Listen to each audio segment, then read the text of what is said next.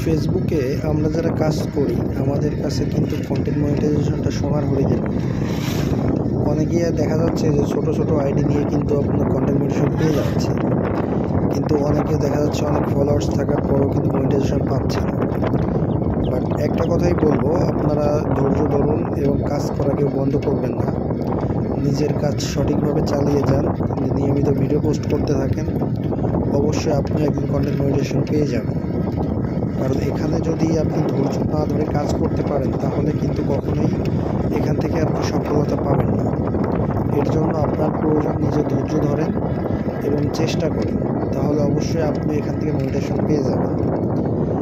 Maximum মানুষ কিন্তু দেখবেন আপনার আগস্টের 1 তারিখের মধ্যে, মানে ফেসবুকের নতুন ঘোষণা অনুযায়ী আগস্টের 1 তারিখের মধ্যে কন্টেন্ট মনিটাইজেশন দিয়ে দেবে।